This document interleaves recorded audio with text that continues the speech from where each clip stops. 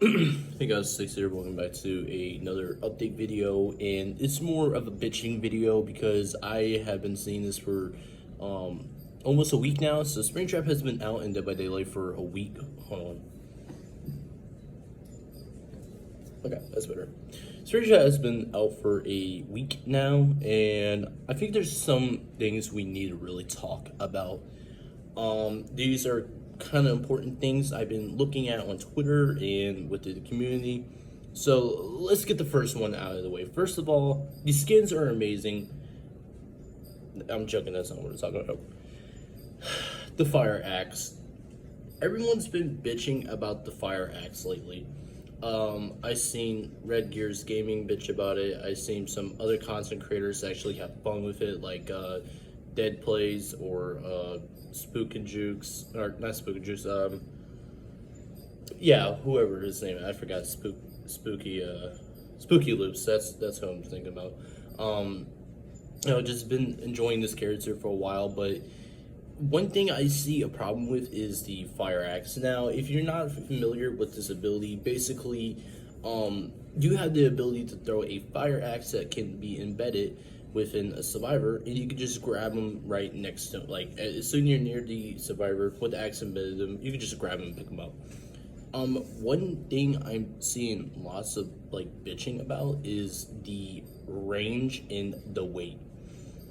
It's not a hunter's hatchet. An axe and a hatchet are two different things. A hatchet is a small little axe that you can hold with one hand, while a fire axe is meant to be carried by two hands. However, being a 7-foot animatronic robot bunny, his movement can be allowed to hold it one hand. Now, I understand it's cursed axe and everything. I know the lore and everything. It's the same axe that William used to dismantle the animatronics. Just a little lore, but the main point is that, dude, it's still a fire axe. It still has weight on it. But realistically speaking, I think the heaviness in the game is quite unnecessary. So my change would be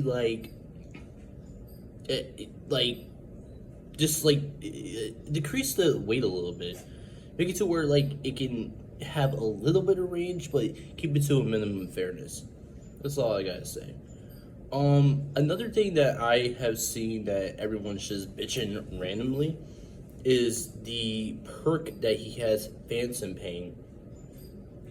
And what I have seen is that someone said that it is such a cliche that this is just an auto balance perk. And what I mean by that is that they took these two perks, Phantom Pain and Scene Partner.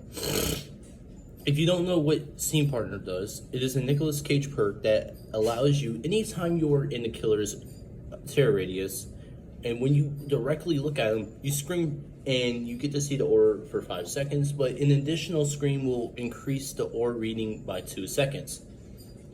Now, what does Phantom Pain does? Phantom Pain, anytime a survivor is in your aura and they look at you, they scream and you get aura reading for 2 seconds.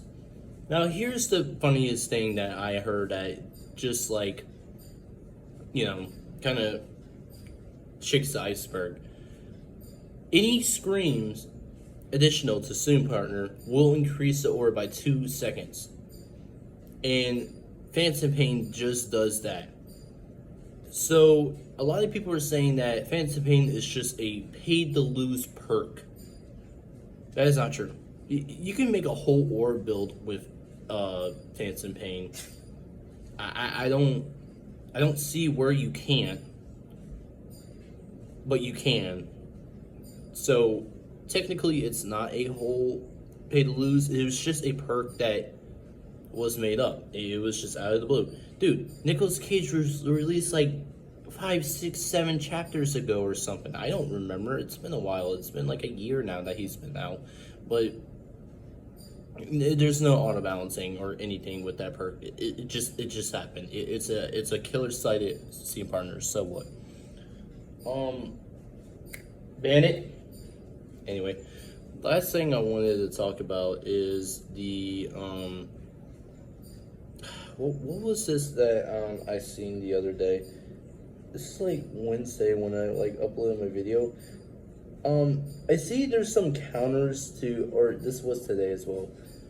I did see some counters to some things. Like for example, I seen a counter to the decisive strike, and let me tell you, I really think this is like the best thing that behavior allowed. And if they nerf it, then that's just oh well. So allegedly, as soon as Survivor unhooks a survivor that has DS, allegedly Springtrap can throw a fire axe at that unhooked survivor, and can allegedly cancel decisive strike because of the endurance they have, and you can just grab them, pick them up, and then instantly hook them.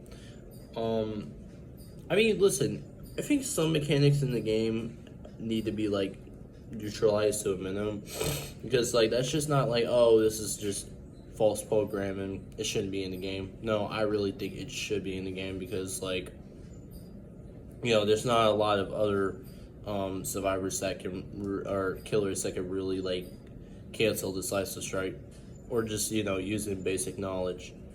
And yeah, I just think it should be like a main priority factor in the game, no doubt about it. And I guess a bonus little thing is that I'm kind of enjoying these. You know, I enjoy the skins that were released. It's phenomenal. I love it. I'm in love with the glitch trap skin lately, and I think I'm gonna keep that one. I don't know about buying others, but for now, I do have a mindset to buy maybe the clown Springtrap and make you know, a fun little build with that one. That'll be cool. Yeah, I don't know, but other than that, I don't really have anything else planned besides just, you know, making a video maybe later today. But I just wanted to focus my attention on Springtrap now, because overall, playing him and experiencing him on a tier list, I would have to give him A plus, because here's the thing, he is a fun killer to play against. I mean, you know, he's just really fun to play against and to play with. Pause. You know, it's a really enjoyable killer. Pause. And honestly, I don't think I see like the overpoweredness. Now, the only thing I might see the overpoweredness is two things: the fire axe hold mechanic, like you could literally like grab people, like no challenge. But you know, if you're a professional looper, then never mind. And the security doors. Now, you might be asking, what do you mean by the security doors? There's an add-on that I think is really unfair, and this is kind of related to a race perk add-on, excuse me. And I'm talking about Bonnie's guitar strings. Basically, anytime you're in the security door, you can see the intensity of the gen that is being progressed at the moment. And I think that's just really overpowered, but overall that's like 2S plus like tier shit to do. But other than that, no, I think overall Springtrap is an A plus killer.